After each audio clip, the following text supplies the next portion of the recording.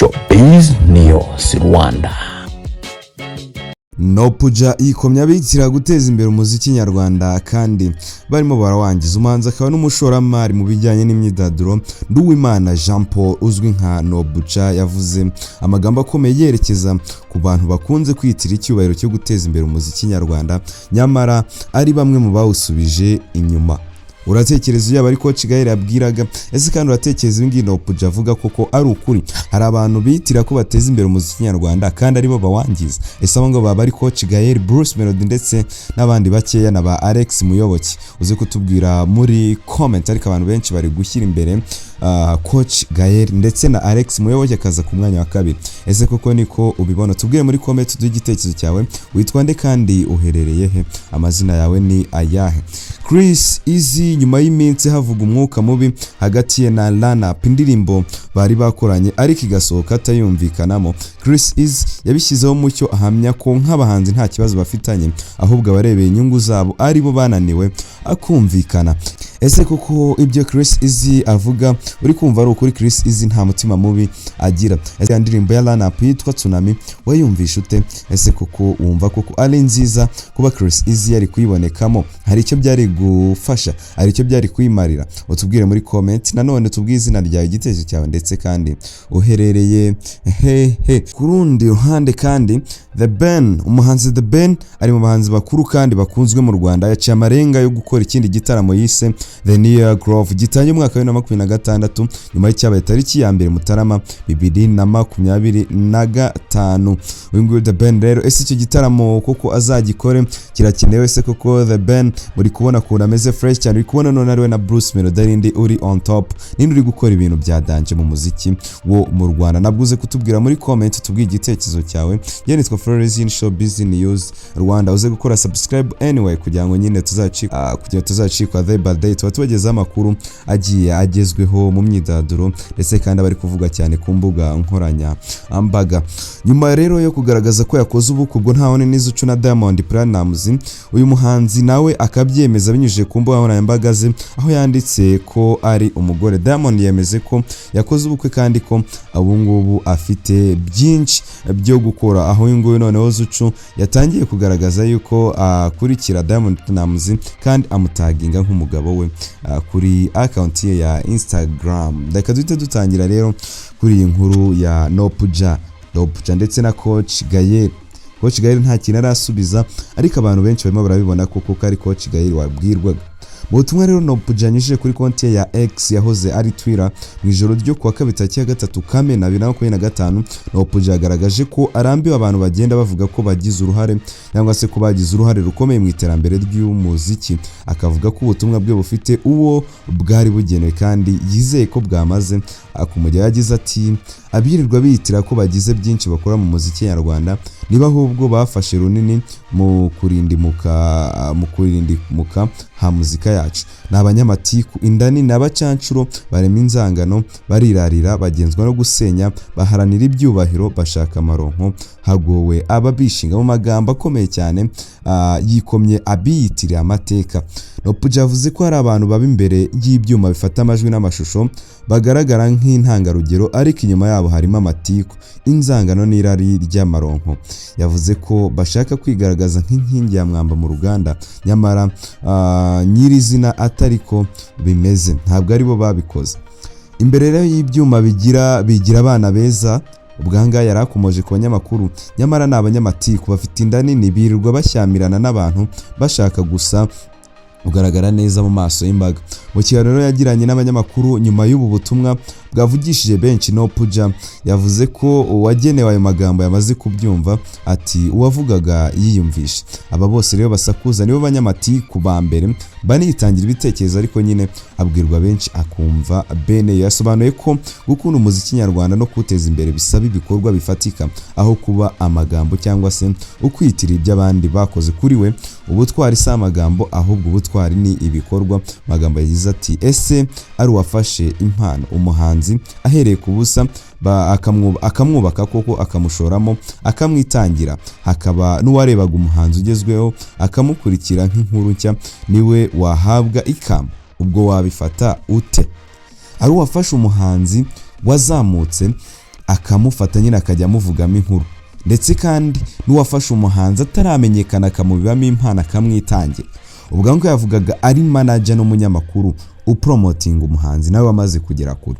Ninde ukora akazi gakomeye? Uraza kutubwira muri comment igitekerezo cyawe. Haracyari impaka rero kunderwamo y'amateka. Ibi byose bibaye mu gihe hari impaka ziri mu itangazamakuru n'imbaho yambaga, aho bamwe bagaruka ku ruhare bagize mu iterambere ry'abanzi nyarwanda bagasaba ko ibyo bakoze byemerwa nk'uruhare rukomeye.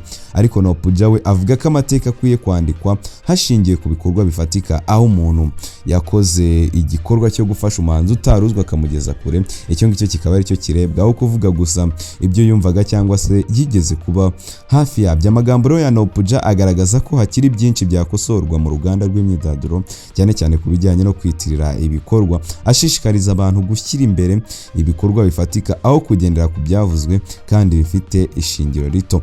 Uyu mugabo rero usanzwe ukora mu bucuruzi avuga ko abahanzi bakwiye gushimirwa n'abafa uvuga ngo abahanzi nyine bagomba gushimira abantu babafashije. Ubwo babafashije ni aba producers, abo babafashije kandi ni aba managers babashoyemo amafaranga. Ibaruwa rero NOPJA yanditse ati abirirwa bitira ko bagize byinshi bakora muri music industry nibo ahubwo bafashe runini mu kwigeza harindimuka ha music yacu. N'abanyamatiku indani n'abacancuro barimo inzangano, barirarira, bagenzwa no gusenya, baharanira ibyubahiro, bashaka amaronko, hagowe ababishinga. Nyuma y'ibaruwa rero NOPJA ikomya bitira amateka y'umuziki nyarwanda gusubiza inyuma aho kuwuteza imbere. Ubwo ashinja abangaba gusubiza umuziki inyuma aho kuwuteza imbere. Bari imbere ya kamera nk'itangarugero, ariko nyuma ni abanyamatiku n'abashaka amaronko. NOPJA bari imbere ya kamera nk'intangarugero, ariko inyuma ni abanyamatiku bashaka amaronko. Ibi ngibi niko NOPJA yabivuze igihe yabazwaga uwo yashakaga kubwira cyangwa se uwo yarageneye ubutumwa. Rero atavuga ko uwo yageneye ubutumwa yiyumvishe, ntabwo ari COACH GAEL ahubwo ni abanyamakuru nibo yabwiraga. CHRISS rero yashyize umucyo ku kibazo cye na RUNUP nyuma y'iminsi havuga umwuka mubi ye hagati na RUNUP kubera indirimbo bari bakoranye ariko igasohoka itayumvikanamo. CHRISS yabishyizeho umucyo ahamya ko nk'abahanzi nta kibazo bafitanye, ahubwo barebera inyungu zabo nibo bananiwe kumvikana. Bijya gutangira RUNUP yari yeremeranije na CHRISS ko bagomba gukora indirimbo yitwa Tsunami. Icyakora mu gihe bitegura ifatwa ry'amashusho yayo haza kuvuka ubwimvikane buke mu bareberera inyungu zabo. Ubwumvikane buke rero bwari bushingiye ku kuba abari inyungu za CHRISS barasabaga ko indirimbo ishyirwa ku mbuga zicuruza imiziki zabo, hanyuma bakagabana ibyavuyemo ndetse n'ijanisha bagombaga kugabaniraho. Nyuma rero yo kutumvikana kuri ingingo, abarebera inyungu za CHRISS basabye abarebera inyungu za RUNUP miliyoni 8 kugira ngo babashe gukorana ntacyo babaza ku byavuye mu bucuruzi bw'indirimbo. Ibi nabyo ntibyoroheye abarebera inyungu za RUNUP, bahita bafata icyemezo cyo gukura CHRISS mu ndirimbo Tsunami isohoka atarimo. Ubwo rero yari mu kiganiro Takeover gitambuka ku isibo, CHRISS yavuze ko nta gitangaza kirimo kwishyuza umuhanzi miliyoni 8 kugira ngo bakorane indirimbo. Ni ibintu biba bisanzwe. Ati urebye umushinga muba mugiye gukora, kuba wabwira umuntu ngo nyishyura miliyoni 8 dukora indirimbo, ibyo bintu birashoboka cyane. Umuhanzi rero yakomeje avuga ko nubwo bitakunze ko akorana na RUNUP, we asanga ari